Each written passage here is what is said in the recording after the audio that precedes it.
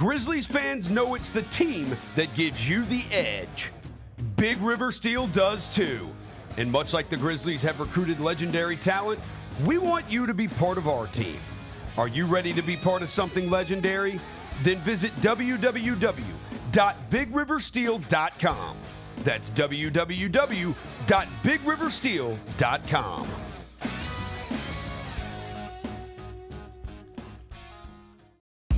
Nate Bargatze. Look, I say a lot of dumb stuff. I try to keep it in front of large groups. Seems to go better that way. Big Dumb Eyes World Tour. When you say something dumb one-on-one, it's a lot for that person. I'll say it, then I can just feel that they feel the weight of my life on their shoulders. Tickets and info at natebargatze.com. Don't miss the Big Dumb Eyes World Tour. Nate Bargatze. Thanks for showing up, Memphis. Nothing compares to catching your Grizzlies IRL. And that all starts with buying tickets at Ticketmaster, the official ticket marketplace of the Memphis Grizzlies and the NBA. Ticketmaster gets you to the game so you can catch every highlight. Put that jersey collection to use for the next game and get Grizzlies tickets at Ticketmaster. Whether they're here at FedEx Forum or on the road, Ticketmaster's got your back when it comes to scoring tickets. And there's no better brag than saying you saw it live. Jeff Dunham, artificial intelligence, his all-new tour. You're the other white meat. How can you be so smart on one hand and so stupid on the other? Well, you're half of it. I realize I could have avoided all this years ago with one simple word. I do not. Silence! Don't miss a Memphis. Friday, April 10th, FedEx Forum. Tickets on sale Monday, September 29th at jeffdunham.com.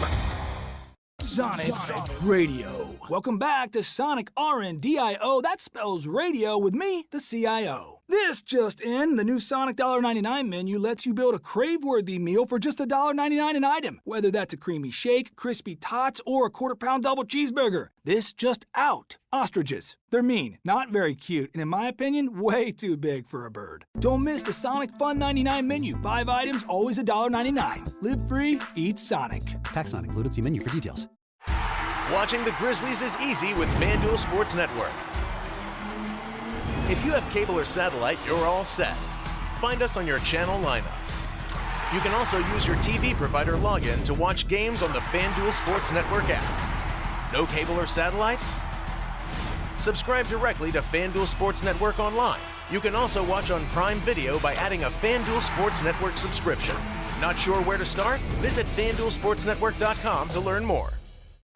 The Grizzlies are the one thing everyone in the family can agree on, so join us every Sunday this season for Sunday Family Fun Days. It's a steal at just $35 and includes a ticket to the game, a $10 food voucher, post-game free throws on the court, and a meet and greet with mascot Grizz. Space is limited, so grab your tickets now for this unique experience your family won't soon forget. Go to grizzlies.com/Sunday and have a fun day.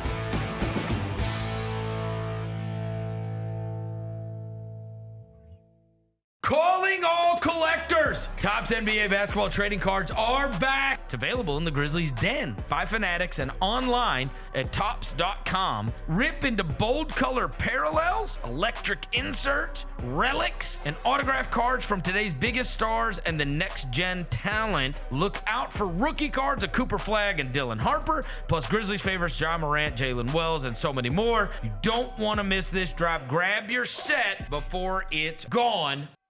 Kroger shoppers and Grizz fans. Want exclusive last-minute discounted ticket deals texted straight to you? Sign up with the new Kroger Buzzer Beater deal. Fans can sign up by texting Grizz to 636-479 or visit your local Kroger store in the Delta Division and scan the QR code. By signing up, you agree to receive recurring automated promotional and personalized marketing text messages from the Memphis Grizzlies. Consent is not a condition of any purchase. Message frequency varies. Message and data rates may apply. Thanks for showing up, Memphis. Nothing beats catching your Grizzlies IRL, and nobody knows that better than you. So next time you want to hit up a game, Ticketmaster's got your back with tickets to every upcoming matchup. Whether you're catching the Grizzlies at home or on the road, you'll find tickets at Ticketmaster, the official ticket marketplace of the Memphis Grizzlies and the NBA. Keep putting that jersey collection to use and get Grizzlies tickets today. There's no better brag than saying you saw it live. See you courtside again soon, Memphis. Live from downtown Memphis, this is the Chris Vernon Show on YouTube at Grind City Media and the official Grind City Media app. Now, here's your host, Chris Vernon.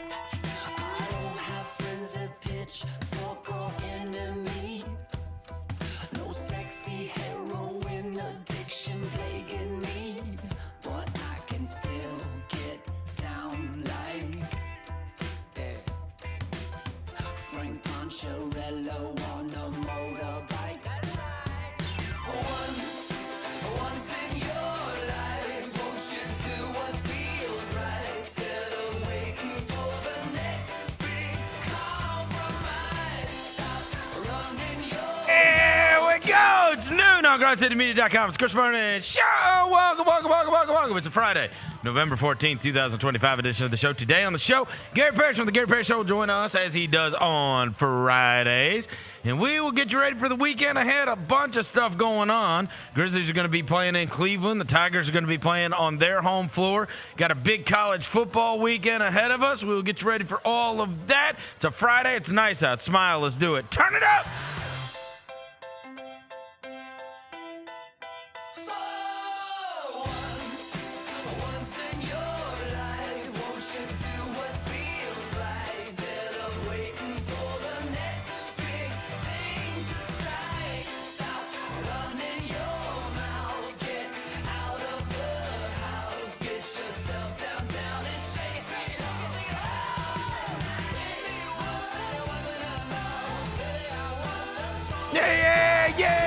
Yeah. Hope everybody's having a good day. All right, bunch of stuff to get to on the show today, not the least of which is a big basketball and football weekend ahead of us. Before I get to anything, I welcome John Roser to the show. John Roser, a.k.a. the Cologne Ranger, the Body Spray Bandit in your sack. Johnny Backpole, Johnny Bearcat, the Groom Roser, John Asparagus, Johnny Neckcarb, John Lance, he's Dr. Thunder, he's John the Polluter, he's John Sweeney. Sup. Hello, John. Yeah. Devin Walker is on his way to go watch the Tennessee Titans play against the Houston Texans. Why would he do that? I'm kind of offended. He would rather go see that than be here with us. Yeah, right. He would rather go. He'd rather go do that than be with us. Gary Parrish from the Gary Parrish Show is here. You can listen to his show every morning at 10 o'clock on Grind City Media, GrindCityMedia.com, YouTube, and everywhere else you get your podcast. All right, so yeah, we have been goofing on him all week for going to the Titans versus the Texans. There's nothing more boring than that. I mean, honestly, that is a professional sporting event that I would turn down. I would not go. I would rather lay in my bed all day. Yes. Yeah. Especially, and just we do never get up. And we do have stuff going on around here, right? Like, so we have had these couple of days to marinate in these Grizzlies blowouts, and I think there was unfortunately a group text that went around with former Grizzlies that said, like, hey, let's go ahead and get our Zach Kleiman.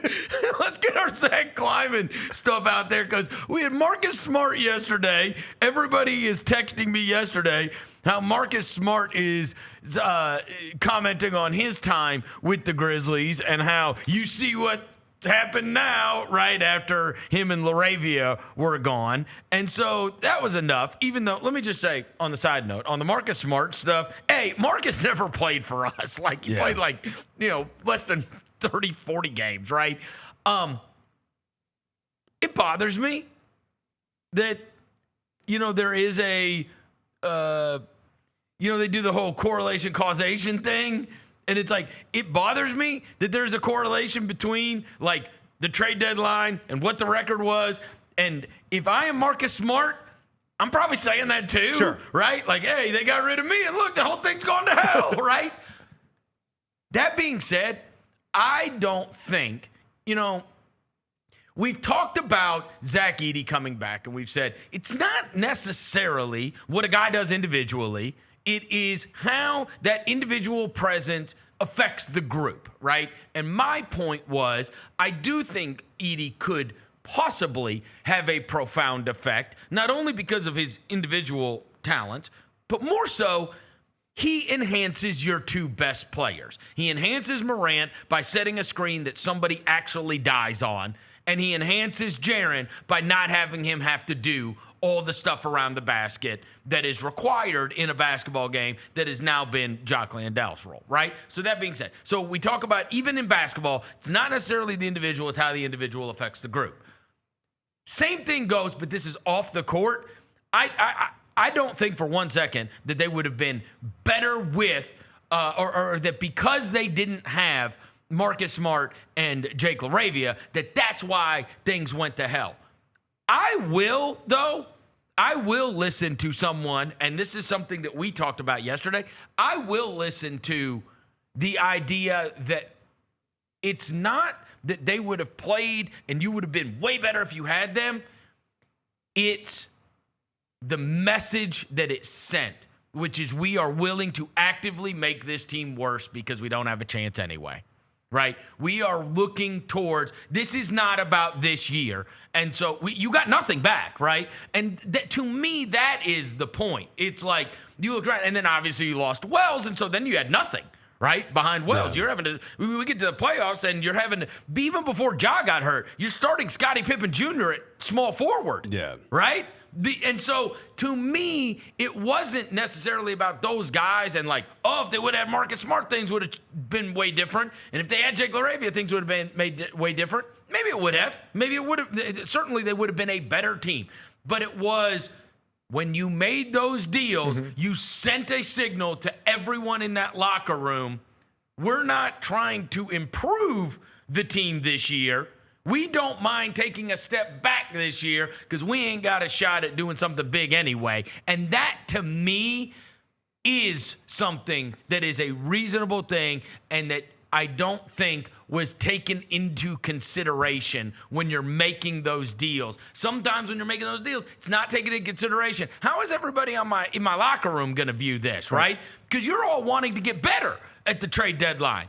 Well, like, you for sure didn't get better and you got worse. Right. Didn't they rationalize it internally by believing, or at least stating they believed, they just didn't think Marcus Smart was going to help the team, period? Correct. But is that just how they rationalized the other thing they were wanting to do anyway? And they thought Vince and Gigi. That's right. They thought they were betting on Vince and Gigi. Right. Which is a bad bet. It certainly hasn't worked out. It was a bad bet. I mean, in retrospect. And they sold the Marcus thing as, well, like, because we said it, but like, he didn't want to be here, and they sold it as, we need that money off our books to get Jaren's extension done. But by definition, when you are getting money off the books in the middle of a season for next season, you are you're discounting this season for a better future. Because the counterpoint was, well, you could have attached a first-round pick to Marcus Smart after the season if you wanted to. Well, and interestingly enough, see, I don't think Zach Kleiman, I think he would roll his eyes and be like, "Oh, give me a break. That guy just robbed us of money." Right? Well, that's what happened with it. Right? I got it. This is a fact. He showed up at media day, and his uniform did not fit. Yeah, that's true. No. That's a real thing. He was joking about, man, is this the right size? And they were like, this is the size it's supposed to be. You're not the right size. Right. Yeah. So I think that's what I think the guys over there would probably be like, oh, give me a break, Marcus Smart. Like, you know what I mean? Yeah. Like, that was a mistake, and we made a mistake. Interestingly enough,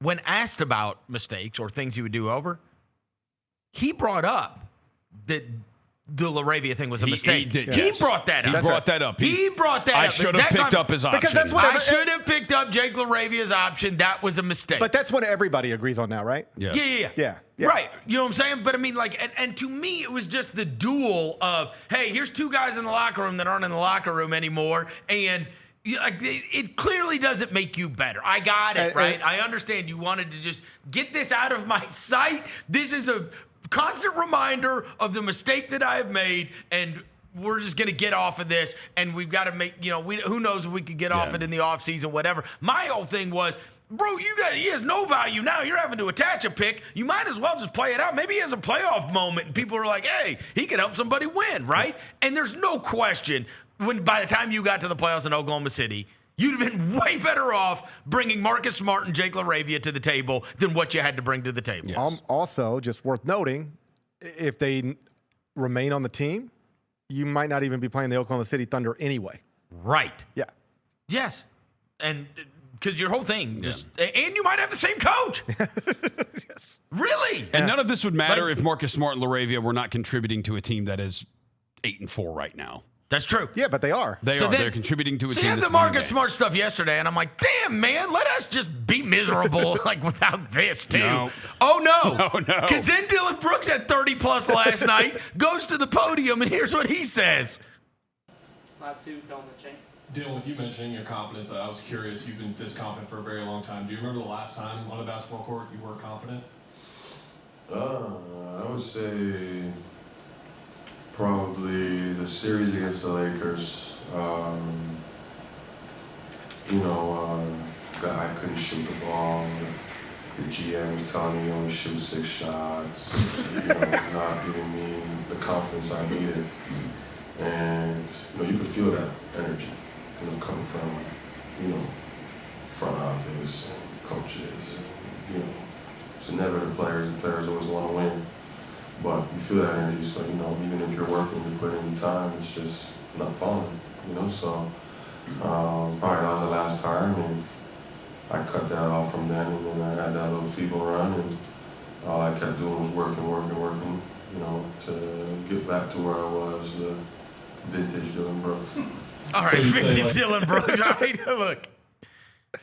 I mean, we'll never know. But, bro, did he really tell him to only take 6 shots? That is legitimately funny. In fairness, that's what you told him. I 100% said. That dude shot us out of multiple playoff games. He for sure did. Multiple games. Look, it is one thing for me to come on here every day and be like, make more or shoot less, right? It is quite I don't really know if it's the general manager spot to be telling a player, don't take more than 6 shots.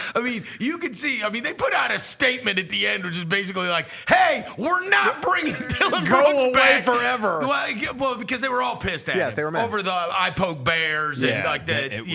Come on. He was terrible. He was terrible, and he acted ridiculous. And even elementary like students know these are the stats. They're in the field goal percentages are 38, 35, 23, 36, 20. Come on, bro. We can all agree. There is not 140% on there. We can all agree that since the divorce, his life has probably been better than the Grizzlies' life. Yes. But that doesn't mean necessarily that the divorce wasn't warranted. If you ever go back to that moment in time, it was crazy. He was talking crazy, shooting crazy, and yes, everybody was fed up with it. Okay, but they have not been able to replace him. I was having to look closer into that. Hold on. Okay, so I can't see. I guess I can't see the attempts. How many attempts was it? No, there we go. 11, 15, 11, 13, 14, 13. No, that's points. No, at the end? Yeah, next to okay, field goal so he still took 11? If that's the case, he did the lowest number he took. So the GM said don't take more than 6, and he never took less than 11. That's why they said get out of here. He couldn't even follow instructions even close. Oh my gosh. He never took less than 11. 20% in game 6 on 15 shots. Damn, people saying those are John Morant percentages. Ooh. That's tough. That's tough. That's tough. That's tough. He takes more shots than that. Game 3, he played 19 minutes and took 13 shots.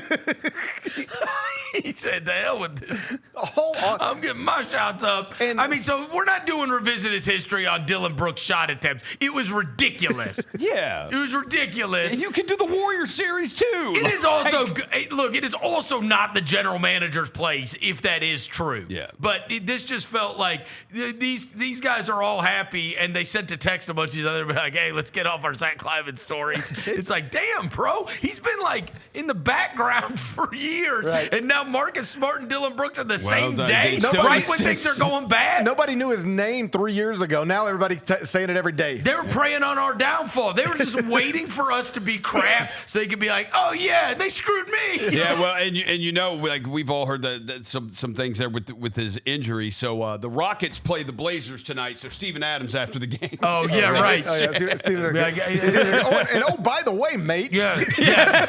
By the way, mate, this is the best I've felt since I played for the Thunder. And they'll be like, "Didn't you play for the Grizzlies?" Be like, "I said what I said." Like, I said what I said, mate. This place. I had a knee injury and it cost me a whole year. Yeah, the thing I love about this place is the medical team and the culture. And the practice facility has windows. Like, oh man, when you're down, you're down. You can see enough. Why is everybody talking about us? Leave us alone. Yes. We would stand in that practice facility every day. Mate could never see Silkies once. Yeah, it is kind of ironic that for 20 years I complained about lack of attention, and now I don't want any. Leave us alone. Shut up and leave us alone. Leave us alone. Now everybody's trying to fire our coaches and trade our players. Leave us alone. I know my algorithm, every time I scroll through it, it's like friggin' John Morant trades, and it's like, oh, the worst one was, dude, by the way, I don't know, do we look up what the time change in Bermuda is? I know that sounds crazy, but just humor me for a minute. What time is it now in Bermuda? 2:17 in the afternoon. Okay, he may very well be listening. I don't know. So it's 2:07. Well, that's not. Then what was he doing up so late? At like 2-something in the morning. I woke up this morning. Drugs. I had a DM. No, he's not a druggie. A DM from Braden Thornberry, who was the lead at the PGA. He's probably gonna be mad I say this. And it was this video. Have you seen the one going around? It's almost like a "I will remember you," like that kind of thing. Or it's been what's the song about the Paul Walker died? What's that song? It's been a long day. Yeah, it's like that, except it's all like highlights from the Tyus Jones, John Morant, and they're like doing the post-game interviews and throwing alley-oops to each other or whatever. And it's like, he sends me this video, and it's like a compilation of happy times, and it's got like the tear emoji next to it. I'm like, will you please just go win this PGA tournament? Leave me alone. Put your tee in the ground and leave me alone. Like, I'm sad too. But it's like, now Marcus Smart, now Dillon Brooks, now all these friggin' memes. And it's like, dude. God, this was so fun. No, I told you the other day. Like, it was so fun. I saw the same video. I'm assuming it's the same video. And it's like, I told you this the other day. It's like when you watch that. Oh, and they're doing coming out of the locker room. It's like watching somebody's honeymoon video. Yes. They're so excited and they're in love and they're having a blast. And then boom, now here's the divorce hearing. Yes. And that's what we're watching now. That's what it feels like. Yes. I don't mean to imply anything like a divorce is on the way. Right. I just mean that this was so happy and filled with joy and identity, and it was a blast. Oh, God. And now, like, you watched the game a couple of nights ago. There was not a moment of that seemed like it was fun. That's why we have overrated literally every player that was on that team in the past. Like, you know what I mean? Like, we sit there now and we go like, God, I'd give anything to have Tyus Jones and Kyle Anderson and DeAnthony Melton. Like, they're not. Like, it's not like those guys have gone on to become NBA All-Stars. It's just they are a reminder of when everybody was happy. Yes. Grayson Allen's dropping 40. I know. He's the best of all of them. Right. And he wasn't even here for that. No. He was gone before it ever got cracking. Because Bain's second year, where they made room for Bain. Because they knew that Taylor Jenkins was going to play Grayson Allen if they still had him on the roster. And so they just moved. By the way, they moved him for nothing. Nothing meaning a guy that literally is probably going to drop 27 on us tomorrow. Sam Merrill. We traded Grayson Allen for him. He never played. Yep. He never played for us. No. And the guy's like, seriously, like in the rotation, Merrill can play, he can yeah. start. He starts for that team. He can half the time. I would love him. He can knock down an open shot. I mean, just crazy. We don't have anybody who can knock down an open shot outside of said. Can they at least stop banging on us? Like, yeah, wow, leave this is us all going alone. It has become an easy punching bag. Oh yes, an easy, very easy punching bag. Yes. Yeah. And look.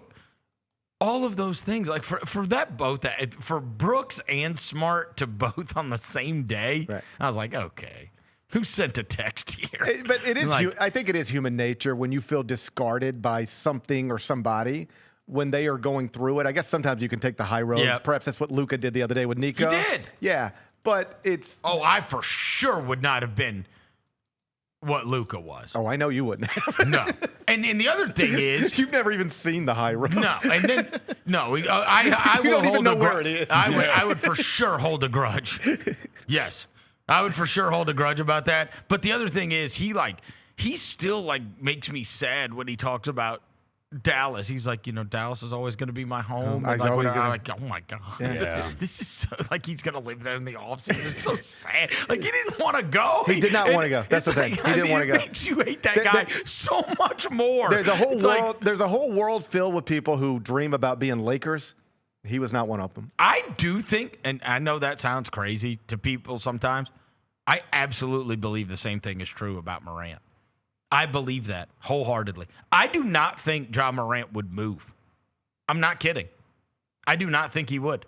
I think he would keep his house here. I genuinely think he does. I think he genuinely would. I think loves he Memphis. wants. Yes. Yes, I think he likes it here. And I don't think people understand how rare that is, right? Like to get a guy that he really he wants it to work here. Yeah. We've done that though with players. I don't know exactly how, but Mike Miller wanted to make his home here. Yep. He still does. Yeah. I mean, there are guys who aren't from here but worked here, and typically they go back home or somewhere else. Yes. And we've had a handful of important people in this franchise who have just decided Memphis is my home. I like that. No. And in some cases it became the whole family's home. Yeah. Like in the Morant case, they don't go back to Dazelle, South Carolina. No. This is home. Right. This is home base. Yeah. Jaron feels the same way. This, you know what I mean? So, and then obviously when you've been here 7 or 8 years, right, it really does become this is what you're used to. You don't want to, I don't want to be somewhere else. I want this to be better. Right. Well, there was the moment. You know what I mean? There was the moment at the Garden, or was it the Garden? Yeah, it was the Garden, where he's walking out the court and somebody was like, "Come to New York." And he was like, "I'm cool, bro." That's if you're looking for things to hold on to, that was better than the alternative. Yeah, sure. He could have said, "Get no, me here." I don't think he want. That's the one thing I keep saying to people. It's like, in many cases, Jimmy Butler will unfollow everybody with the Miami Heat and change his bio. Our guy puts up Grizzly Bears and my bad videos, and that's how they all communicate through this passive aggressive emoji. But it's never that he doesn't you know what I mean? He'll post a picture of his Grizzlies tattoo. Right. He's letting you know he wants to be here. He just wants this to be better. Right. He doesn't want to have to go somewhere else for it to be good. Right. His preference is to be here, and that is not the same as most players. Most players are like, get me the hell out of here. Yeah. Get me out of here. I don't want to be here. Oh, I saw the interview. It was some podcast with one former players. I can't remember which one it was, but they were talking about this exactly. And there was some player, and he was like, I got the phone call, and they were like, you're traded. And I didn't even care. I was just, that means I'm out of here. Yes. Good. Yes. I don't care where. Let me pop a bottle. Yep. Okay, now tell me where I'm going, because I know it's got to be better than this. Right. And we're not there. No. We're not there. Hopefully they can play well against Cleveland. Cleveland got beat by Toronto last night, and they've had their own share of injuries. Yeah. So they are not starting like last year. They started out 20-2 or whatever. Yeah, right. I mean, they 12-0 to start the season. Yeah, I don't know what the win streak ended up going to, but I mean, they have not been nearly the dominator that they were last year, despite the fact that Donovan Mitchell's having this crazy season thus far. Regarding this weekend's event, 15-0. 15-0? 15-0 wow. last year, yeah. I was listening to you this morning, and they got this. Memphis has this UNLV game this weekend. Why didn't you have Pastner on? Honestly, I figured you were going to. it's one of those things. You're like, the week of that, I'm going to do that, and then you just forgot about it. The week just gets away from me. You know, I had the travel stuff on Monday. It was a 20-hour workday on Tuesday. Traveling back home on Wednesday, it just got away from me. It has no juice. None. I wonder why. It is weird. Like, I mean, Pastner was a part of our lives for 7 years. Right. For 7 years, right? Yeah. And he's always mega positive, and he's positive about his time in Memphis and whatever else. But, I mean, it is odd, right? Like, usually it's a big deal when, like, a guy that was a part of your lives for 7 years comes back and is going to be playing. And certainly now he's going to be on the UNLV sideline coaching against Memphis this weekend. But, I mean, I feel like nobody has any emotions about it at all. Well, like it's just bizarre. It is literally what I asked Bennett. I was like, Josh Pastner coming back Sunday, Sunday to coach against the Tigers. Do people care? And I don't get the sense that it's not a thing. It's not a thing. Like with John, it was like for 15 years, it was just the idea of him coming back was a thing. Yes. Then he finally did, and it was like, all right, what's that going to look like? And that was just talking about it was a thing, and it's just not. It's just not. I think maybe some of it's got to do with the state of Tiger basketball. You know, they're coming off a loss. The projections aren't good. Well, and also it's just not filled with great memories either. It's not. No. What is the best memory you have of the Josh Pastner era? 4 Kings. I mean, I went to Auburn Hills when they won a tournament game. And Dellavedova missed a game-winning shot, and then they played the next game, and Adrian Payne, and rest in peace, Michigan State beat him by literally 1,000. That Adrian Payne story is the saddest thing. I think, honestly, how did he die? The story, as I remember it, he was with his girlfriend. They're just hanging out. His girlfriend's best friend calls and says, hey, my boyfriend we're in an argument. He's getting physical. Can you come just help me? No. And he showed up to try to just break up the fight and save this woman and got shot. Oh, yeah. That is a terrible He was just story. going to break up, not even going to break up a fight. He was just going to like, all right, I'll accompany you. Hey, you go get I think it's just too because I went to all of those NCAA tournaments, and Roser and I ended up resenting him more and more every year because we drove to Tulsa. Yeah. And then we lost in Tulsa, and that was the Arizona game, right, where Will Coleman had the black eye. And so I remember that. I remember it like ending with us being like, oh, God, we don't even get to play a second game. And then we drove to Columbus, Ohio, and that's when the team started fighting each other and lost to Rick Majerus in St. Louis. And so it's like all the endings were bad. It is interesting. You know what I mean? If you look at Josh's NCAA tournament losses at Memphis, I believe it's Tom Izzo, Rick Majerus, Tony Bennett, and Sean Miller. Unbelievable. I mean, and he got murderer's row. I mean, he got that job when he was 31 years old. Yeah, right. And that's who you're running into. Majerus, Izzo, Bennett, Sean Miller. Oh, it's tough. And the team would get. We placed Derek Williams, who still might be. He is one of the very few guys that I still like. Can't believe he was not a good NBA player. He was unbelievable in college, and he had everything. He had it all. It wasn't like he was physically disadvantaged. No, he had all the stuff that you need to be good in the NBA. Like, what the hell happened? I need a 30 for 30. What the hell happened with that guy? I have no idea where he is today. But that was the one that was in Tulsa. Yeah, that was Tulsa. But I guess that's why. I guess it's just because of the way they ended, and it's like we didn't have Sweet 16, or we didn't have something that I really remember. The Pastner era to me is this. At the beginning, it was actually pretty good riding the strengths. Will Barton. Yeah, because I can't remember what player it was exactly, but Josh even told me this one time. He was like, they signed somebody, I can't remember who it was. And the reason they signed the kid, Josh told me, was he's like, his favorite player is Chris Douglas Roberts. Right. He thinks I coach Chris Douglas Roberts. He doesn't know I wasn't even here for that. But it doesn't matter. The Memphis name still matters. Sure. So he was able to use that, and it was pretty good, but it was nothing compared to what John had just done. So people didn't think it was pretty good. Yeah. And then Austin Nichols transfers. Yeah. The Nick King. It's two of the biggest Memphis names that we had. Then it went the wrong way quickly, and then he got it was time. He needed to go, and they paid him. They paid him $1 million to leave. Based on the terms of contracts in place, if Josh wanted to leave Memphis for Georgia Tech, he owed them money. Wow. And Memphis said, you don't owe us anything, and we'll give you $1 million to go. Well, and he wasn't able to rally it together and have a good enough team right at UNLV yet because No. But I will say, I watched this thing. I watched this video last night, and it was about who was it? Who was it that did the video? Ryan Hammer. You know that guy? Who? Ryan Hammer is his name. He makes video content and a bunch of basketball stuff. He's great. And he does a bunch of college stuff.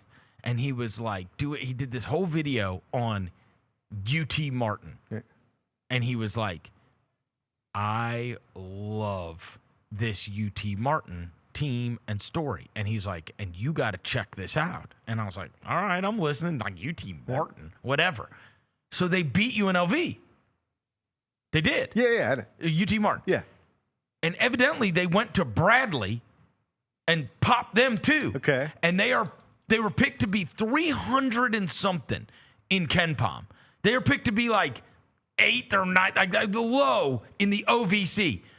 So check this out. Go look at their roster. It's Illinois light. They did Eastern Europeans? Yeah, and they're all tall, and they can all dribble, pass, and shoot. Okay. And there's 3 of them that like average like 50-something points a game between the 3 of them. Oh, yeah. And and there's a coach, this coach they got, who's a really good JUCO coach. So they hired this JUCO coach, and then he brings in all these like Eastern. Go look at their roster and look at the names on it at UT Martin. And I was like, whoa, dude, this is so cool. So Illinois has 5 Eastern Europeans on their team. It's like Stojakovic and Avic and Izavicevic and a bunch of those, right? So, excuse me. Don't die. I have an upper respiratory infection. Yeah, they got a lot of them. Oh, here we go. I talked to Brad Underwood about it at last month at Big Ten Media Day. And I said, so how intentional is this? Like, did you just end up with a bunch of Eastern Europeans, or did you deliberately target Eastern Europeans? He said it was very deliberate. He said, first off, it's just a better bang for your buck. It's a little bit like going and buying the polo shirt at TJ Maxx as opposed to at the other store. Right. I can go get the best player out of the Sun Belt. That might cost me $1 million. I can get the same caliber player from Eastern Europe for $400,000. So it's a better bang for your buck. And then here's the truth. He said, here's what I've learned, and I hope other people don't learn it. When I get them on campus, they are better equipped as basketball players. They have been trained better. They are better shooters. They are better dribblers. They are better passers. They're more coachable. And that on the budget that I have, I am better served going there and getting my players, and that's how I'm going to build this basketball team. Wow. Well, hey, Jalen, I sent you the video. I sent you the video of this. So this is the roster. And Jalen, I sent you the video that I was talking about so we could play it if we can. It was Ryan Hammer. And this is like right down the road at UT Martin. And so it's like, wouldn't it be cool if there is this story like right down the road of a guy that like, he figured it out. Whenever we play the video, he explains like kind of like, hey, here's kind of what they've got, and they already beat UNLV, and then they just went and beat Bradley at Bradley by double digits, which is not a small deal for a team like UT Martin. And it's like, what is going on here? Well, like how? Well, think about it. You see that ESPN ranking of the top 100 players in the NBA. The first 5, none of them are American. Now you've got Brad Underwood in the Big Ten saying the European players are just better equipped when they get here. And then you start drilling down on that. Why? It comes down to the way we do things in America in every sport. My son will practice baseball twice a week and then play 7 games on the weekend. And that's the way we do basketball too. There are AAU teams, grassroots teams, Nike EYBL teams, they practice once and then play 8 games. Right. In Europe, it's completely flipped around. They practice and train, barely play. We play, because we got to have winners and losers. Yep. We play, barely practice. They practice and train, barely play. and that's why they're better. I read this. It was either a book or an article about this one time where they're talking about different philosophies that are used like overseas. Like they don't even so my daughter plays like 11 on 11 right now. Like they moved up this year. She's 12 in soccer. In soccer, yeah. No, it's little groups. It's all 3 on 3. They play 3 versus 3, and they have tournament like pods, tournaments, and it's just. You are just working on your skill Small work. groups touching the ball. Small groups and touching the ball. They don't even let you play on big fields with a lot of players until you're a certain age. Right. Like you're not even allowed to. Here's the video I was talking about. This guy's Ryan Hammer. He's great on Instagram. UT Martin is so for real. I love this. The Skyhawks are now 3-0 after winning at UNLV and then now at Bradley. Like UNLV, another team of mystery. I was excited for that win, but still cautious. But winning at Bradley handily, looking the way they looked, is so impressive. If you're new to this segment, UT Martin was predicted to be one of the worst teams in the entire country this year. They have guys on their roster representing 11 different countries around the world. Their head coach, Jeremy Schulman, is a former JUCO guy from East Florida State, and he brought some of those guys with him. My brother and GM of the show brought them up back on a mid-major show in August for a team to look out for. We're kind of like, oh yeah, they sound interesting, they sound fun. I don't think either of us knew they were going to be this good. The reason that they're so good is the same reason that Illinois is so good right now. Their starting 5 from all around the world are big with size. They have craft. They can all put the ball down and get to it, so it is a matchup nightmare for opposing defenses. Their top 3 scorers, Andrija Bukminovic, Matas Danusius, and Dragos Lungu, are combining for 51 points a game. They're shooting the lights out. They all have 6 boards a game. It's all this offensive freedom for all of them to use their craft. And then defensively, they have positional size. They look like the best team in the OVC right now. They get to play Florida State next week, which is going to be massive. A really solid power team and a huge test. If they can look good, battle, and maybe even win that game somehow, we are going to have conversations about March all year with this team, even in November. Like, they look that good right now. How about that? All right. 11 different countries, and it's UT Martin? Yeah. That's bananas. Yeah, Gambia, Serbia, Romania, what a Lithuania, cool story. Yeah. Russia, Spain, the Senegal, Slovenia. Well, what you know, Serbia, and I can't speak to the UT Martin thing because I'm unfamiliar with that story. 11? Yeah, I'm going to go. It's one thing to go find, 1 or 2. But, what these coaches know, or what some of them know, is that if I go try to build a team in the United States and I find this caliber player, I am competing against this team, this school, and we're all bidding on the same dude. Yeah. If I fly to the other part of the world, I don't have nearly the competition because not everybody's flying to this part of the world. That'll change. Yeah. But Brad Underwood, UT Martin, they've cashed in on it pretty quickly. I mean, and you're also convincing kids to come to UT Martin. Yeah, that's the from Lithuania. Well, here's the other thing. You know what I mean? UT Martin's not even a big school. But Brooks Monaghan, the Memphis women's soccer coach, has talked about this. Yep. Because a lot of the women's soccer program at Memphis is international players. Yep. And he said, you go try to recruit. You think he's got Canada on lock. Yeah, that was going back to when I was in school. Yeah. Like all the young women who were in school with me, they were all Canadian, or a lot of them were Canadian. Brooks explained, you can say that football has nothing to do with this stuff, but I go recruit a young woman, a soccer player in America. Her dad wants her to go to the SEC school. Right. Because he wants to watch Florida football or Big Ten school. He's like, I go to Canada or Japan or wherever. They don't know. They don't even know what the SEC is. They don't care. Yes. They're just like, Memphis? Oh, Memphis? That's where Elvis is from. I'll go play soccer in Memphis. Like, they have no context for league affiliation and all that stuff. It's why, where was Roy McIlroy going to go to college one time? Oh. I think East Tennessee State. Is that where it was? I think it was something. It's the same type of story. It's like, there's no context for how we weigh American college athletic institutions. In Europe, it's just, they don't know anything about it. They don't follow that. It was East Tennessee State. East Tennessee State. Roy McIlroy was going to go to East Tennessee State at one point. It said he signed a letter of intent. Yes.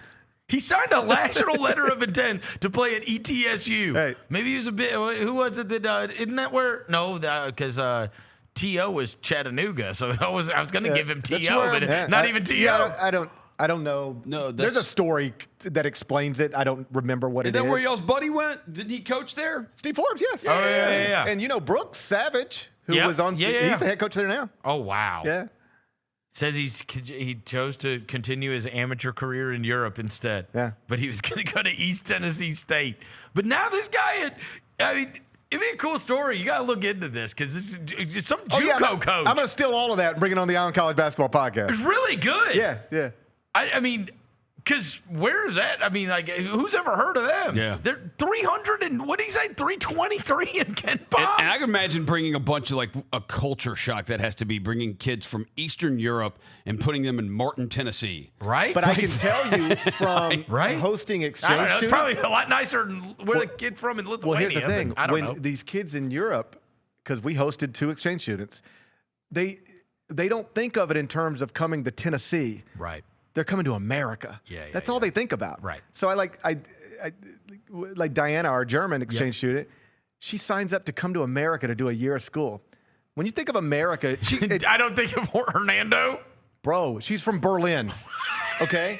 Yeah. Imagine you're from Berlin. This is America. You're from Berlin. The idea. Don't catch her slipping up. Don't catch her slipping up. This is America. You live in Berlin. You're like, this isn't the greatest example. You live in Berlin. You're coming to America, and you're like, New York, L.A. The only things you know about America are New York, L.A. Yeah. And then you're Chicago. in South Haven, Mississippi. Right? I mean, it was like that was always weird to me. These people, they want to come to America, and you're not necessarily in charge of where you end up. Right. Like you ended up with me. in South Haven. Yes. And no, we only ended up with her because at the time Kelly was teaching high school at South Haven, and she heard a story about this little girl who wanted to be an exchange student. Well, the way I remember the story. So the way the whole process works, you sign up, let's say in May. I want to come to America, and there's an American family, and they say, we want to host an exchange student. And you do all that paperwork in May, and then you move in August or whenever. Well, between May and August, she was supposed to be coming here to live with a family that was husband, wife, daughter. They got a divorce.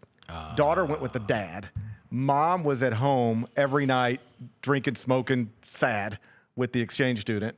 And she was just like, you come to America, now you're in South Haven, Mississippi with a divorced lady who's drinking and smoking herself to bed every night. That's the way that was explained to me. I don't know whether it was true, but that was the way it was explained to me. And so Kelly was just like, there's this girl, I heard like she's in a tough spot. You know, what do you think? I was like, I'll be gone till April, so I don't guess it really matters to me. Whatever you want to do. And like now we consider her part of our family. But that was the... Wait, is she the one that went to Kanye West with us? Yes. Me, you, Rosa. Oh, yeah. Diana. We all went. We went to Nashville together. When Rosa tried to fight you. Yes. Oh, God. You punch like a bitch. He does punch like a bitch. He punches like a bitch. Not a fighter. He open-handed you. It was. I was mad at you. I stood back up and I was like, yo, I didn't want to stop hitting me. I didn't want to fight you, but now that I know that's what you're working with, let's go. Let's go. Now I know I can take one to give one. Now I know I can take one to give one. Oh, that was so funny. That was so funny. She was with us. She was with us. She witnessed the whole thing. This is America. Welcome to America. Welcome to America. Hey, I rode in a car with these 2 old men, and now they're fist fighting in an apartment. And do you remember the next morning? There's this thing that stands... I for sure don't. I don't remember the next morning. This is what I remember about the next morning. I woke up. I still have a picture of me outside getting the guy from Duck Dynasty into the concert. Oh, yeah, that did happen. It happened. You got the guy from Duck Dynasty into Kanye? Yes. I don't remember that. I do remember this because our boy Randall was there. I do remember this during the middle of that show. One of the Robertsons. Yeah, I don't remember this part of it. This day you at really all. don't? No, but we also started drinking at noon. Yeah. Do you remember who was in like the pit on the floor with us? Who? Like he's like 15 feet to our right. Tyler, the Creator. He was there. Is that real?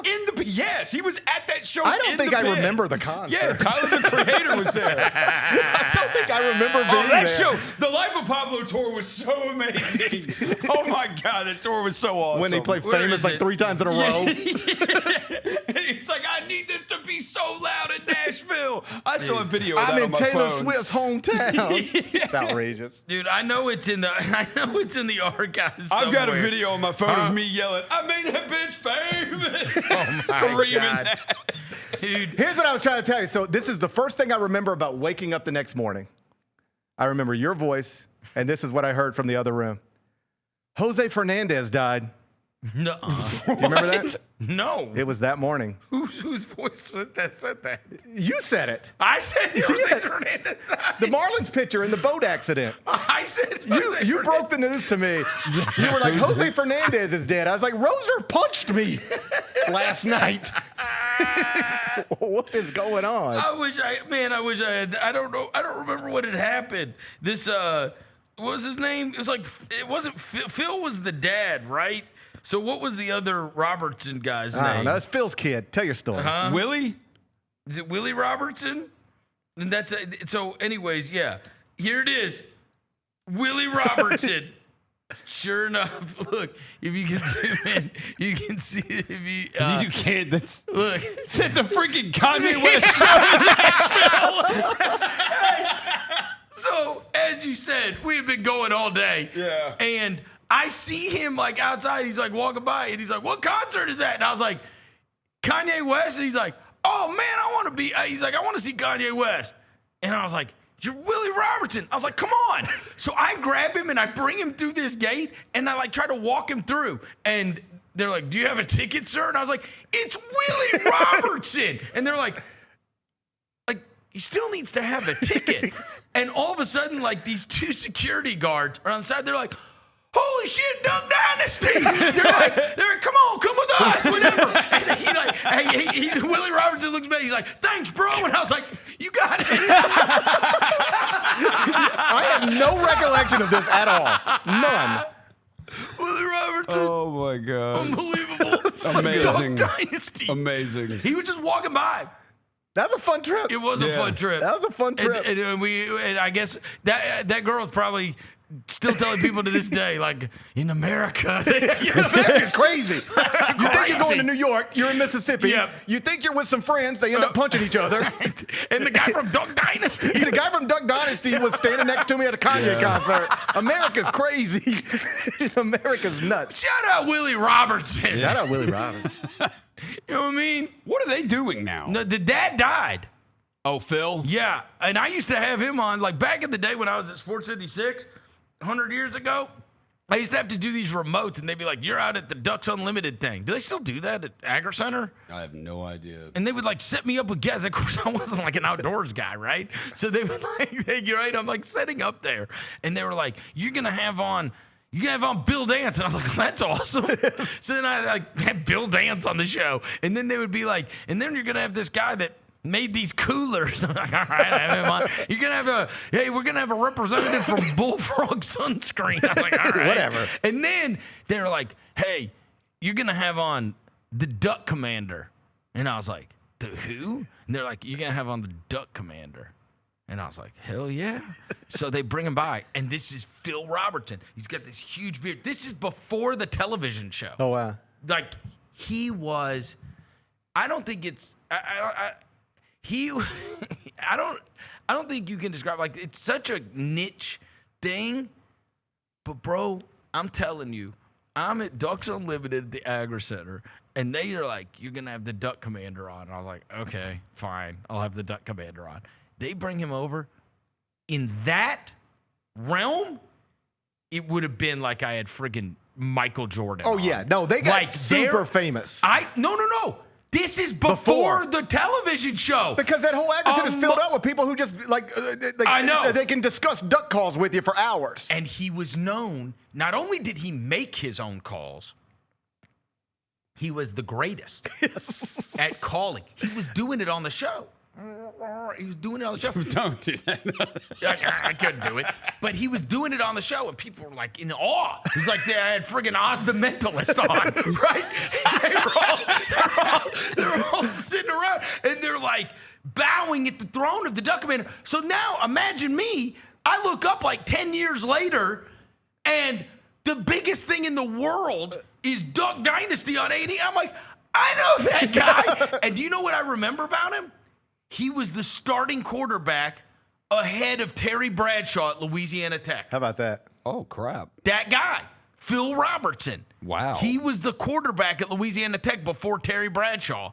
And then just got done with college, didn't play professional football, and went to the woods and started calling ducks. Yeah, and became, in that crowd, when Built you go an empire. When you go to Ducks Unlimited, he was the commander. It was like, this guy's the Duck commander. And so then, of course, 10 years later, Duck Dynasty starts. And I don't think people can I don't think you can understand how big that thing got. Like that Duck Dynasty thing. Yeah. You know what's his name wrote like 3 of the books for Duck Dynasty. Our buddy. Oh, I do know this. Schlabach. Yeah. Mark Schlabach got in with them and wrote like 3 of their biographies. They're by far the biggest selling books he ever had, right? He's written all kinds of great stuff over the years, right? No. Where is he, by the way? Mark? I haven't seen him. He's doing a lot of golf. Schlabach is? He covers a lot of golf for ESPN. He's ESPN. He's at ESPN. I don't. He's not doing college football, I guess, huh? Yeah, he got. I don't know the Where is he? truth. He's at ESPN and he does a lot of golf. Like he was here for the FedEx St. Jude Championship. If you remember the FBI scandal in college basketball, he got caught up in that a little bit. And he did? He reported that there was a wiretap detailing a payment to DeAndre Ayton in Arizona, and it turns out I don't think that. Oh, it didn't turn out to be so? I think something was not right. And he sort of like disappeared a little bit for a minute. Gotcha. Really went like, I don't think he tweets ever again. I think like just really. Yeah, I just tried to look him up and I couldn't find it. Yeah, I think he like went really offline because he was getting beat up pretty good, and then just sort of resurfaced as a golf writer. Like when you would see the ESPN headlines on Live and PGA stuff, a lot of times he was the one doing that and has been. But yeah, he's gone. Like it's a dead account that has not been tweeted from since the last one's on here, 2019. I think, and I feel bad because like that's somebody I've known forever, and we are friends. Like we have been friends. And like we because we're similar ages and have had similar careers, we've been in a lot of the same rooms. And I should probably check in with him a little more than I probably have. But I think he just decided, like, I'm just going to do golf. I'm going to do my job. Yep. But I don't. I love him. We should have him on the show. But I don't need to participate in all this other stuff. I don't need to be out here. You know, Wright Thompson's a little bit like that, or at least with Twitter. Like at one point, he was like, "No, he doesn't have one." Yeah, but he did. Huh? He had one. Well, yeah, and then he threatened to. He said I'm going to go to jail for fighting somebody who says something crazy about my dead dad. That's what it was. Yeah, and so I'm just not going to. I just will not be on Twitter. So he's just not there. Oh. You know, some people just decide. Even though all this stuff is available and the whole world seems like they're participating, it's not going to take my energy. I'm not going to do it. It's not going to be for me. Yeah. And they're Wright's still on Instagram. Yeah. But that's a safer, nicer. And you can delete comments. Yeah. On Twitter, it's just everything's nasty. Oh. I mean, on Twitter, I get name called every day on Twitter. Like I don't want to say I don't see it. I see it. I don't even about the rankings. Just anything. It just doesn't even register with me anymore. Right. I just don't even. It's like. Because we're older now. Yeah, it's just like, okay, that's cute. What are we doing next? Yeah. I don't even care. Well, and that's we talk about this all the time. I talk about this with the young athletes and how insanely hard it would be. I as you would agree, I relate to that, man, where you feel like, why? When you start getting so many hateful comments about things, it really hurts you. Like it really, really does, right? Oh, sure. And it's like, good grief, man. Like, it affects you in a way. And I've told this story many times.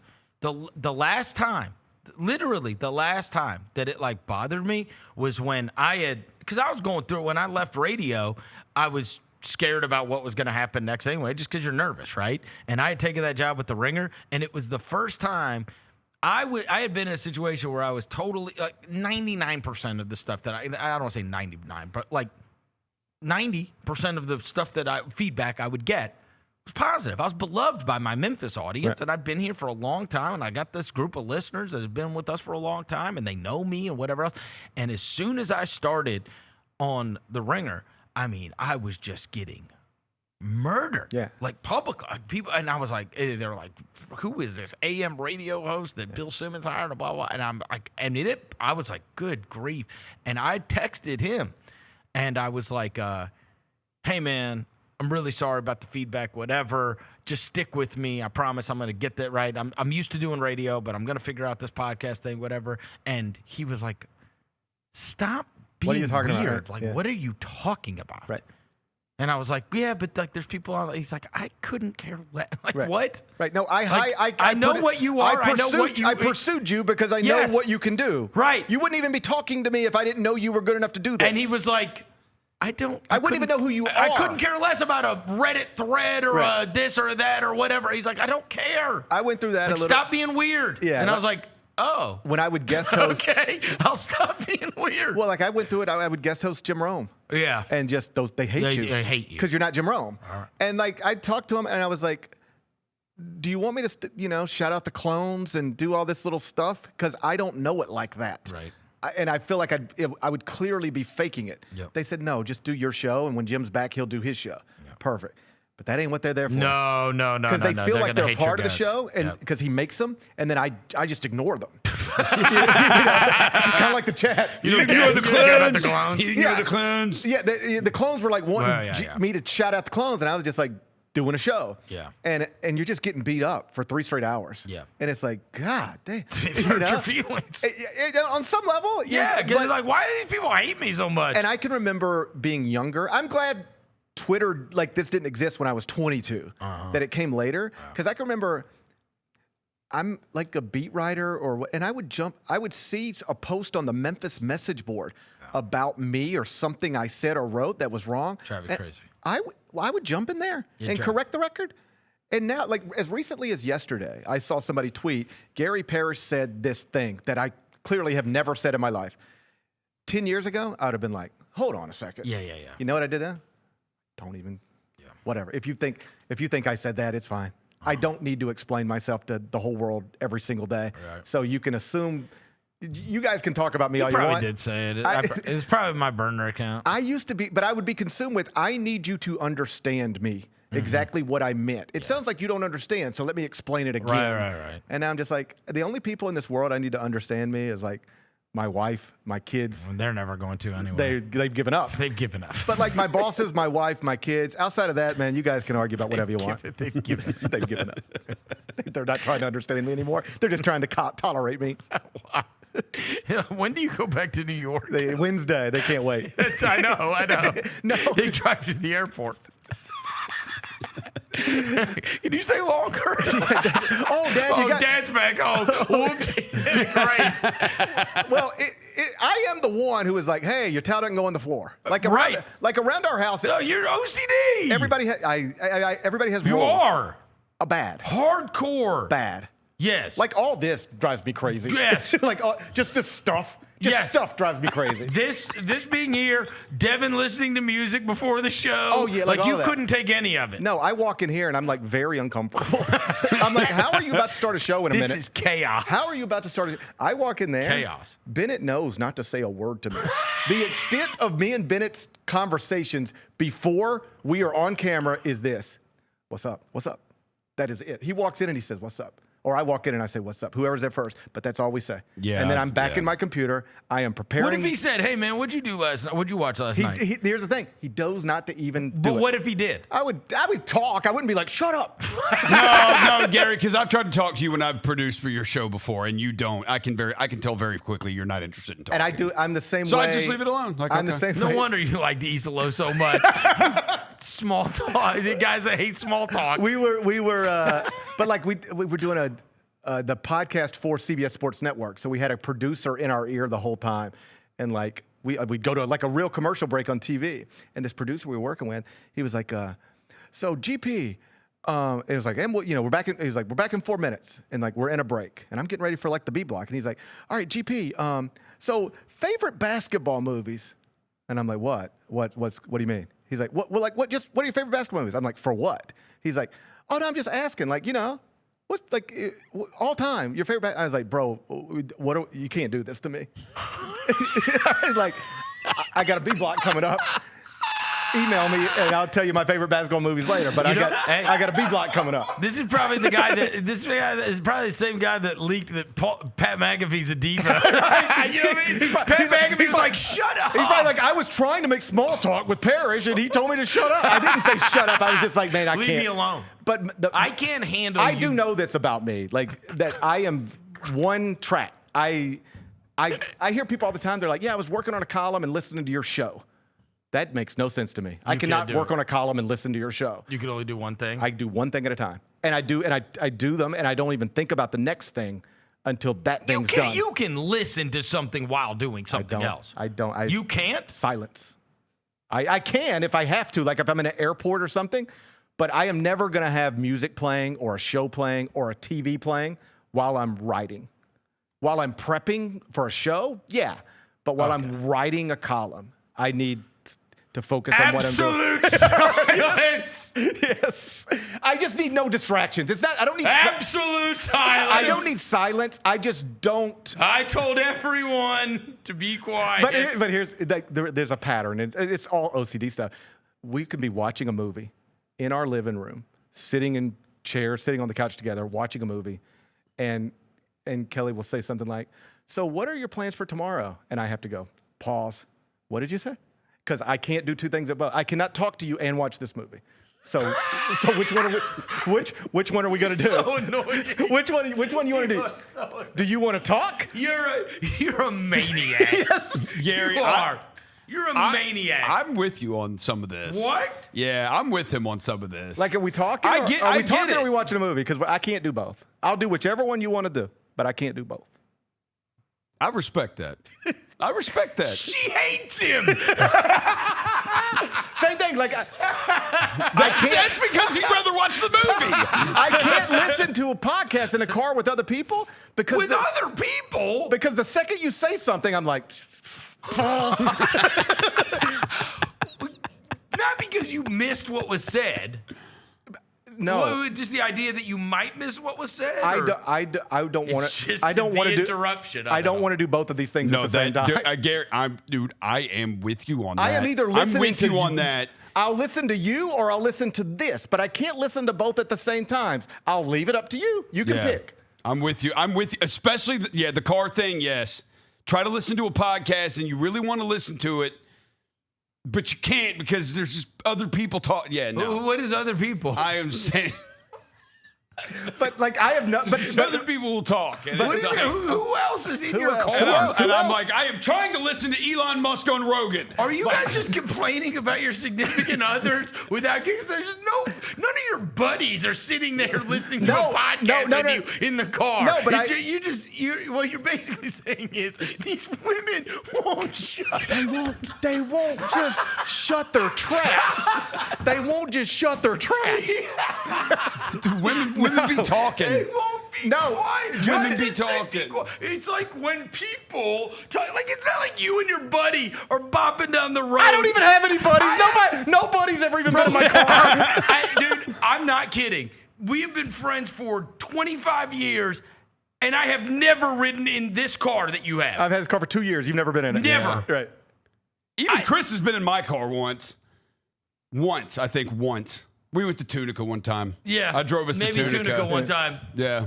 Yeah. So we're not riding with each other in our cars. No, but no. That's also weird for grown men to be riding with each other in their cars like adults. Then why are you guys being so saying when other people are in your car and they're talking to I'm an Uber driver. No, you're for sure not. I get bothered by Uber drivers too. Like I'll get in your car, I'll open my computer and be like, so how was your flight? Oh, buddy, I'm ranking basketball teams right now. My flight was fine. Oh, who's the best basketball team? Oh, buddy. Why are we doing this? Don't you see my AirPods are in? What do you think about St. John's this year? Hey, but here's where it's consistent. Here's where I can prove to you that I'm consistent because I notice it's about myself and then I realize, all right, this is where you're getting too weird for everybody and you have to stop. We'd have people over. And, people are like, it wouldn't be like, people just end up at your house somehow. 6 people, whatever. And it's like, somebody says, hey, did you see the new Dave Chappelle special? And somebody else is like, no, I haven't seen it yet. And then I'm like, oh, it's great. And they're like, hey, I want to watch it. And I'm like, well, we could turn it on right here. And then they're like, okay, sure, turn it on. And then I'll turn it on. Oh, and they're not paying attention. And then somebody's like, starts like, hey, did you hear about so-and-so soccer team? And I'm like, I thought you said you wanted to watch this. What are we doing? I require everybody in the room now, we're now watching this. So everybody shut up and watch this. And I realized, like, you just can't do that to people. That's crazy. So now I never try to put on television shows for anybody. I thought you wanted to watch it. I thought we were all going to sit here in absolute silence. I want to be clear. I don't say these things out loud, but this is the way it's playing out in my head. Yeah. I thought you wanted to watch this, and now you're talking. What are we doing? This is crazy. And then I realized I can't. Jalen just said in my head, this guy is an asshole.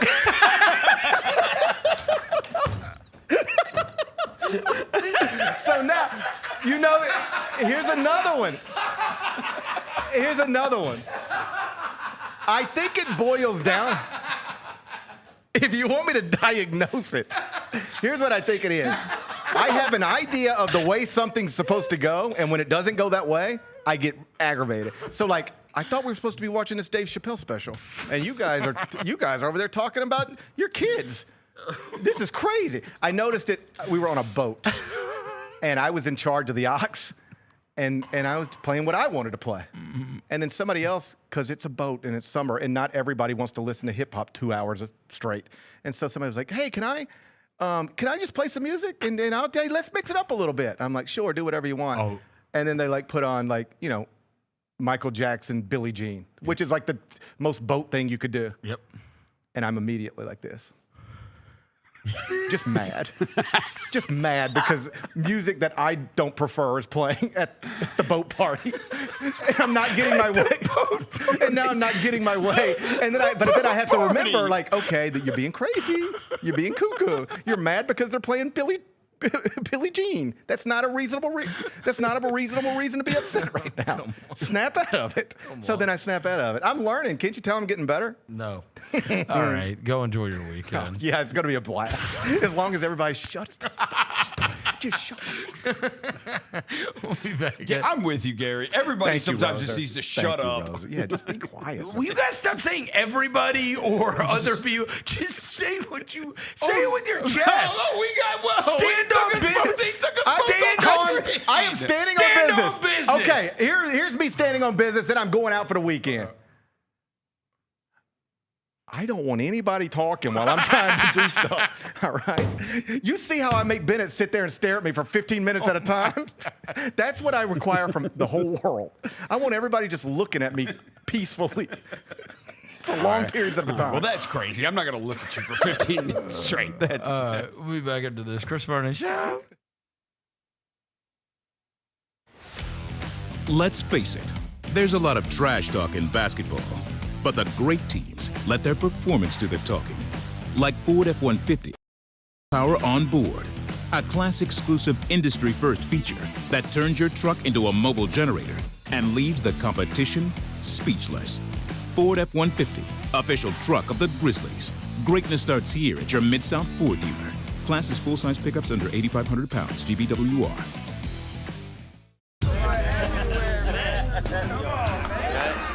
Now that's the new edition way. I feel like there's another level we can take it to. What you think, Mike? 2 steps ahead of you, Slick. What's good, bro? What you doing, man? I'm in. Woman, you don't even know what I'm getting ready to ask you. Here's the vision. All 3 of us on the same stage every night. Gonna be crazy. No barriers, no separation. It'll be like 9 kings and a queen. The next level starts now. Calling all collectors! Topps NBA basketball trading cards are back. It's available in the Grizzlies Den by Fanatics and online at Topps.com. Rip into bold color parallels, electric inserts, relics, and autographed cards from today's biggest stars and the next-gen talent. Look out for rookie cards of Cooper Flagg and Dillon Harper, plus Grizzlies favorites John Morant, Jalen Wells, and so many more. You don't want to miss this drop. Grab your set before it's gone. Nate Bargatze. Look, I say a lot of dumb stuff. I try to keep it in front of large groups. Seems to go better that way. Big Dumb Eyes World Tour. When you say something dumb one-on-one, it's a lot for that person. I'll say it, then I can just feel that they feel the weight of my life on their shoulders. Tickets and info at NateBargatze.com. Don't miss the Big Dumb Eyes World Tour. Nate Bargatze. Grizzlies fans, dunks, dimes, and no-looks are great on TV, but nothing compares to catching them IRL. And that starts with buying tickets at Ticketmaster, the official ticket marketplace of the Memphis Grizzlies and the NBA. Ticketmaster gets you to the game so you can catch every highlight in person. From seeing your favorite Grizzly stars up close to hearing the squeak of the sneakers on the hardwood. Put that jersey collection to use and get tickets at Ticketmaster. There's no better brag than saying you saw it live. See you courtside, Memphis. Jeff Dunham, Artificial Intelligence, his all-new tour. Just a hand. You're the other white meat. Ramsey, how can you be so smart on one hand and so stupid on the other? Well, you're half of it. I realize I could have avoided all this years ago with one simple word. I do not. Silence! Don't miss a Memphis. Friday, April 10th, FedEx Forum. Tickets on sale Monday, September 29th at jeffdunham.com. Southland Casino Hotel is helping you navigate to Santa. Win your share of over $550,000 in free play and a brand new Lincoln. Here Comes Santa takes flight on Saturday, November 1st, when you can begin earning entries. And don't forget the grand finale drawings on Saturday, November 29th and Saturday, December 27th to win a share of over $40,000 in free play or a brand new Lincoln. Win big during Here Comes Santa, only at Southland Casino Hotel.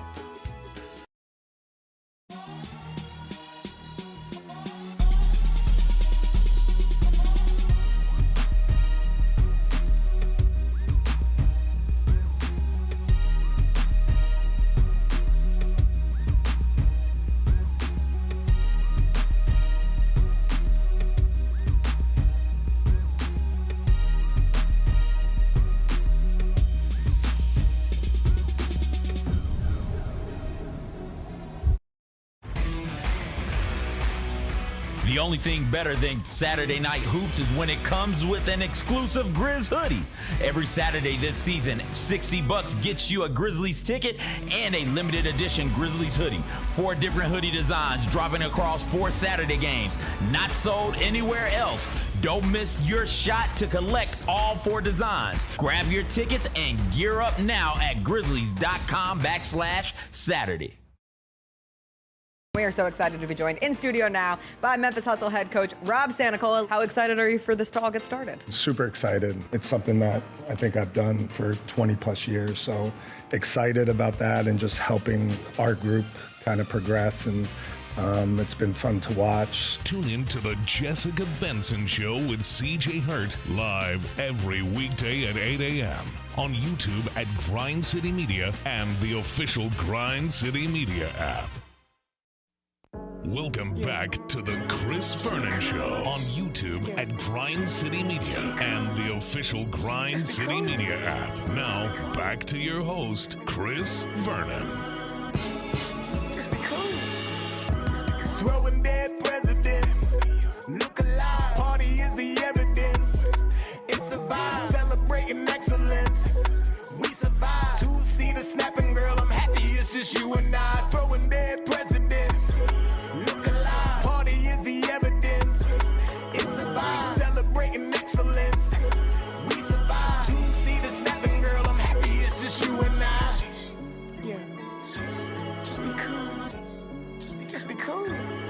Just be cool.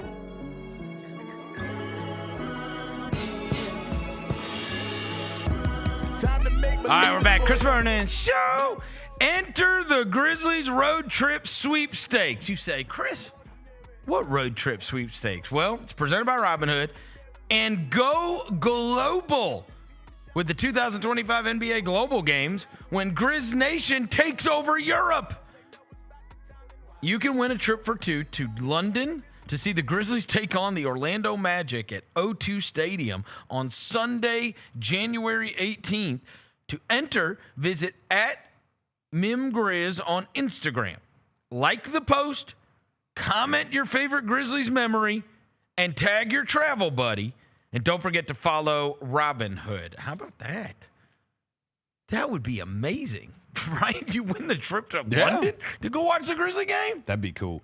I mean, even if they lose, who cares? Yeah. You're in London. Yeah. You know what I mean? Like, that's not Absolutely. Go right? watch some soccer or something. You get a trip to London to Yeah. go to the thing. That'll be awesome. O2 Stadium on Sunday, January 18th. How about that? So Robin Hood is putting together sweepstakes. The road trip presented by Robin Hood Sweepstakes. Go to @MemGrizz on Instagram. You'll see the post there.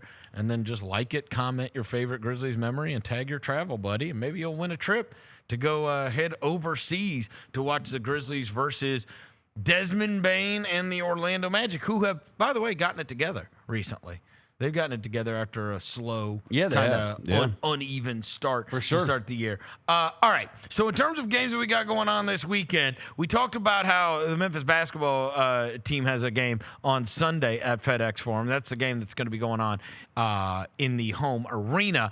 Obviously, we have not mentioned that Memphis football is playing tomorrow. Are we? East Carolina is, by the way, favored still. Like, that did not flip. Doesn't that has to mean Brendan Lewis isn't playing, right?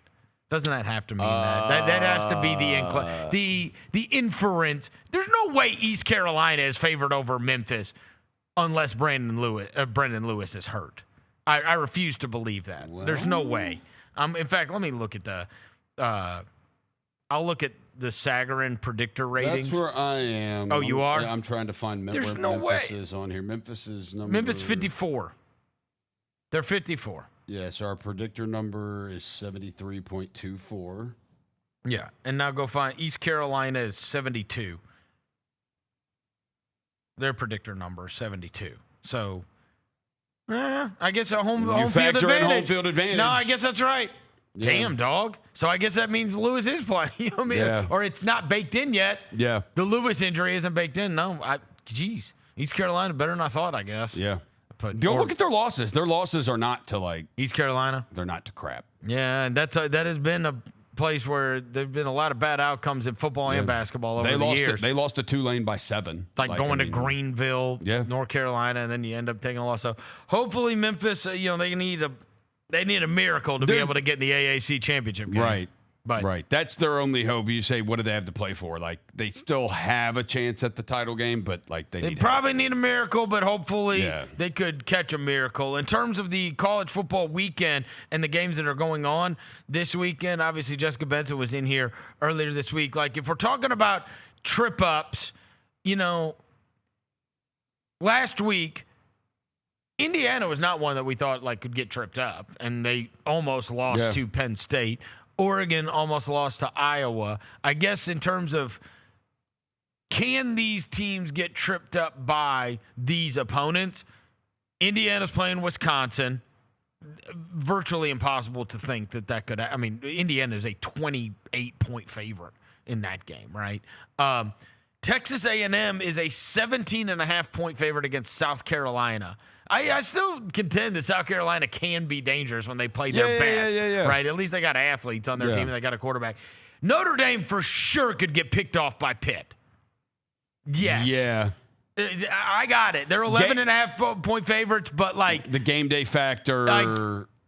And Pitt's got talent. Yes. And they got a good coach too. Yeah, Narduzzi's and it's at good. Pitt. Like I could see Pitt being like the one that knocks somebody off this week. Like I think that one is a dangerous one for Notre Dame. In terms of the other ones, Navy could for sure knock off South Florida. Mm-hmm. And that one's in the AAC and has big stakes when it comes to that. Do you think there's look, I know Brian Edwards came on here yesterday and was talking about how much he loves Alabama. Like, I like Oklahoma. I think these teams are all good. Yeah, I like Oklahoma. Like, again, not great, but I think these teams are like, the margin's not big. Yeah. Between Bama, like for years and years, we got so used to like Bama and Georgia. They're so much better than everybody else. Like Bama is not that much better than Oklahoma. No. And so, to me, that's like mega dangerous. Yeah. And that is wouldn't you say it's probably not a knockout for Bama. It's a knockout for Oklahoma. Yeah, like Oklahoma's in the must win. No, Alabama's fine. Alabama can take this loss, and as long as they win out, they're good. Right, but I'm saying Oklahoma can't take a third. Oklahoma can't take a loss. You got Mateer. The thing I look at is Mateer. why I think he's getting healthier. Look at 2 weeks ago. He had his best rushing game since he came back from the injury against Tennessee. Like, he's actually able to rush the ball. Like, so if his running's okay, I mean, I think Oklahoma can win the game. Really? Yeah, I think Oklahoma can win. I mean, Alabama can't run the ball. That's what just worries me with their offense. Like, Ty Simpson's been awesome and the receivers are awesome, but they cannot run the ball. And that's why some of these games end up being like, what's going on? Florida's playing against Ole Miss, which is the team that ruined their season last year. But, I mean, that Florida performance against Kentucky last week was the most abominable thing possible. I have no idea what to expect from Florida because they can beat Texas. But that was so disgusting. It's so disgusting. No. But they can beat Texas. They lose. They get killed by Kentucky. But the week before, they were in a 4-point game and could have beaten Georgia. Like, right. You have no idea what you're getting. You have no clue what you're getting from Florida. You don't know. The other ones, Utah, who is up high in the rankings, is having to play at Baylor, which, again, who knows? Who knows? Their quarterback, the Robertson kid for Baylor, has had like a fantastic season. He's got 26 touchdowns and 7 picks. So you are at least playing against a good quarterback in that one. Nico pulling it off at Ohio State would be a miracle. That would be they're 31.5-point underdogs in that game. And then I absolutely think Texas could knock off Georgia. And that's a 6.5 too. Right? I mean, this is going to be interesting because we got Oklahoma at Bama and we got Texas at Georgia. These are the two new entries a couple of years ago in the SEC. And again, the margins, they're both kind of in that same spot, too. Because Oklahoma and Texas are both 7-2. So a loss knocks them out.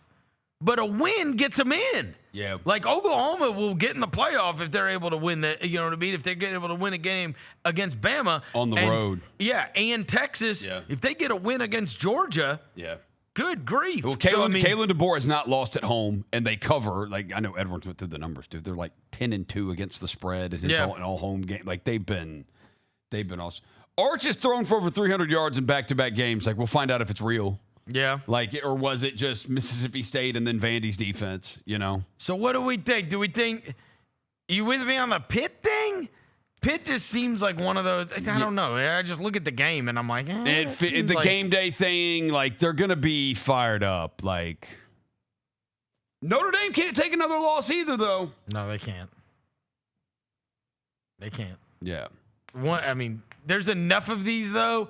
Like, it's not the greatest week ever, but it's also pretty damn good. I mean, there's a couple of these matchups that are so Georgia, Texas, and Bama, Oklahoma are both bangers. Yeah. That is a great game. And it's just a matter of who gets picked off. It was so close to – last week was almost chaos if Indiana gets picked off and Oregon gets picked off. Yeah. And those were both down to the last minute of the game. So it's just figuring out who it is. Like, Texas is done if they lose. Oklahoma's done if they lose. USC, if they lose to Iowa, they're done. Notre Dame? Notre Dame's done. If NC State pulls off an upset at Miami, Miami's done. Yep. Like, oh, you're right. Georgia Tech, if they got dropped by Boston College, which would be the worst thing ever. Be horrible. Right? But they would get clipped. Same with USC and Iowa. Yeah. Right? In that Big Ten matchup USC, that everybody's looking forward to. Yeah, USC would be done. Unbelievable. Right. The hell of a week. All right. So, and then regarding the NFL slate that we've got going on this weekend, my team's not playing until Monday night, so at least I don't have to worry about anything through Sunday.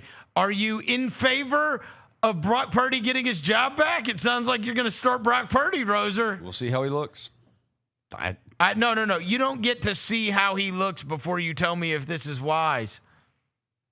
I'd play Mac. Wow. Yeah. He's done. He throws a better ball than Purdy. He throws a better ball. He does. And Purdy doesn't have that great arm strength. But I like Brock. I do. He can move better. But I think sometimes I think Brock moves better because he can't see over the line. So he has to move. Wow. But I like Brock, but you know I've always loved Mac Jones. Are you worried? Always have loved Mac Jones. Are you worried about the Cardinals? Yes.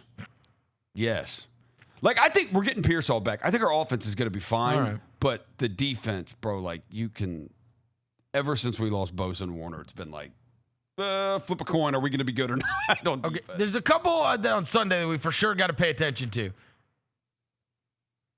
Do you think? What if the Chiefs are 5-5 after 10 games? They are at Denver. Yeah. And I know Denver doesn't impress anybody. Because Bo Nix has been like...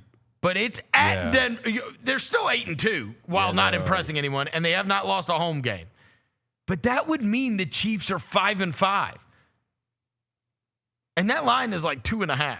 Yeah, what's it? Bo Nix is 18th in QBR. But why is that 2.5? Why is that 2.5?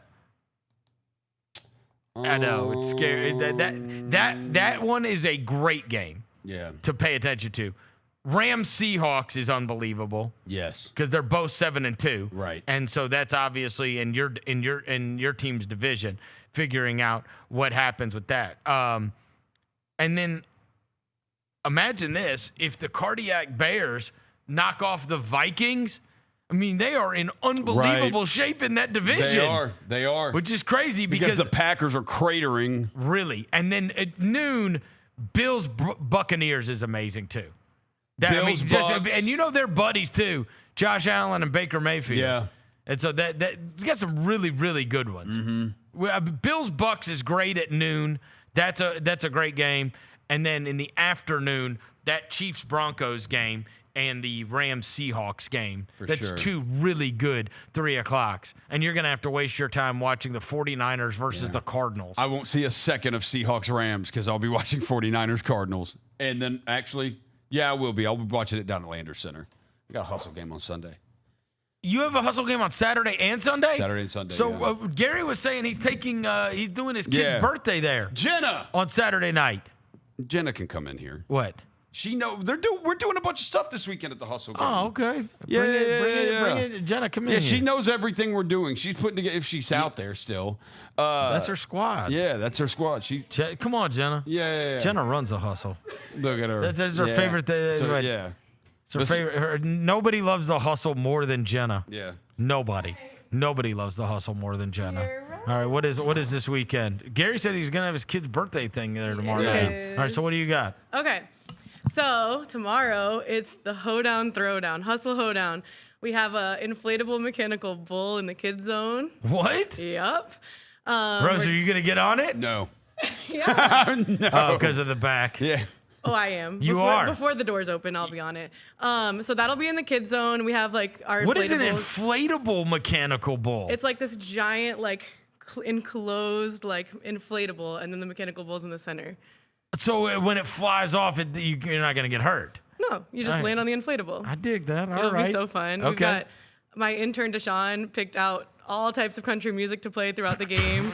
It's gonna be so fun. Wait. It's gonna be country music all night. Most of the night. Who do they play? A lot of They play the Shabuzi. Austin Spurs. Who's on their team? Their two ways are Harrison Ingram, David Jones, but he hasn't played with them yet. They've played 2 games and he has not played with them yet. And then who's the other guy? David Jones or something. They got another guy. But they've got like 70. Thanks, Roser. They've got another guy. They've got 10 other guys. Yeah, just tell me what the roster is, Roser. Tell me who's on their team. Riley Minix. But we've been having a blast. We're 3-1. We won last night at the buzzer. Tyler Burton for 3. At the buzzer, Jemai Meshack had a steal. So we've been playing really well. It's been really fun to watch. There you go. Jalen. He's locked and loaded. Yeah. Tyler Burton hit the game winner. This is the game winner last night. Oh, that announcer sounded so depressed. I sent Roser a voice note of me losing my mind at that. she did. Because we were texting the entire game. Yeah, so we finally beat OKC. Yep. Yeah, last time. So last time. Hey, that guy, they had Barnheiser who played against they us did. last Sunday. They had him last night. two-ways last night. Yeah. The last time we played OKC, I was with them on the road, and we lost in overtime. Like, Gigi had hit a clutch shot to send us to OT, and then we lost. So it was really nice to, beat them at the buzzer yesterday. Nice. And then Sunday, we play again. So we play the Austin Spurs again. But it's Hustle and Hounds Day, so you get to bring your dog. Yeah, you can bring your dog to the game. Yep, we'll have Strut Your Mutt. So, we do this thing at halftime where you get to to walk your dog across the court. We'll have adoptable dogs on the concourse, so it should be Which fun is this where weekend. Roser Found is. Where I got mine, yeah. Yeah, Sally's our success story. She just turned 2 years old. Wow. So, all right. So tomorrow night is the first one, and that's the hoedown night. Yes, and Hustle then Hoedown. Okay, and then Sunday is Hustle and Hounds. What time is the game on Sunday? Sunday is 5 p.m. 5 o'clock. And then 7 on Saturday. 7 7 o'clock on Saturday, 5 on Sunday. Yep. All right, they got an inflatable mechanical bull. Yep. On Saturday night. No, kids love it, and it was funny. You had to have been so proud when Gary said that his kid Louis, that's what he wanted to do for his birthday. Because kids do have a blast. There's all kinds of fun stuff. When mine were little, I used to take them down there to a bunch of games just because they would stay occupied the whole game. I didn't care if they watched the basketball game or not. I could watch the basketball game, and they just played on all the inflatables and shot baskets and did whatever. I brought the slide back this season, so tomorrow there won't be because we're bringing the bull, but on like regular games, we brought one of the hoops inflatables and then the big slide. These kids were like launching down the slide last weekend. For people that are out there right now that they like, you know what, I'll go down there, right? If they want to go down there on Saturday, what is the best way? The website? Yeah, memphishustle.com. Just go Tickets there. are available there. They're affordable. They're fun. The food's great at Landers. I love it there. So The food is great. The food's awesome. They had the walking taco. Yeah. they did have that. They got rid of it? They have it sometimes, yeah. Yeah. It's right there in the front. Oh, you mean the concessions? Oh, at the concession Yes. stand. Yeah. Yeah, we don't. I was eat like, it. downstairs we get that sometimes. Oh, you don't eat at the concession stand? Oh, We eat give the me chocolate a chip break. cookies downstairs. I understand. And we got new hot wings this year. Yeah. Yeah. No. Oh my God, they're so good. The Yeah, new they're ones are so so good. When you first walk in, it's on the right. The one that's on the right, like when you first walk in, the main concession Yeah, stand, the main yeah. concession stand. The one that like we walk through the front doors, Yeah, it's and right the by one that's section right on the right. 105. Yeah. They've got walking tacos there. All right. It was great. Yeah, they are great. We used to eat some walking tacos too. Mm. We have like a hustle bite of the month, and this month it's French dip sliders. Yeah. Wow. So All that's right. available in our. All right, yeah. so Hustle's got stuff going on all weekend if you want to check them out on Saturday and on Sunday. You might get some of the guys back on for the Sunday game, right? Because, I mean, they'll travel back on Saturday night. You might get catch a PJ Hall or something, right? Maybe, I don't know though. They play on the road again after that, so I don't know. Oh, yeah. That's right. They will. They'll probably just go straight to San Antonio. They probably won't even stop back. Well, when is the San Antonio game? Tuesday. Yeah. Tuesday in San They might Antonio. stop back here. Who knows? Yeah. But you never know who's going to show up to Landers. Yeah, you so really you just don't. gotta pull up. You don't know. have no idea. All right, so that's the games on Saturday night and on Sunday. So if you want to bop down and see the winningest team we've got going right now. 3-1. 3-1. Everybody else is depressing us except for the Hustle. Yep. Hopefully. Hustle Friday. Yeah, hopefully. We have vibes. We have good vibes. Hopefully, look, we need it. Look, hopefully we get to come in here on Monday and the Tigers have won football. The Tigers have won basketball.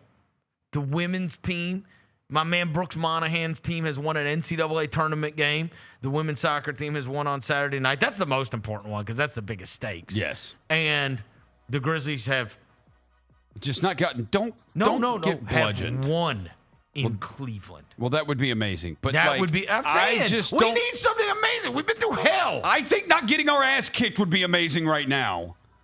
Like lose by 7. It's valid. Lose by 7. Can we lose by 7? Yeah, and no former players talking about how crappy we are. And no former players talking about how crappy we are.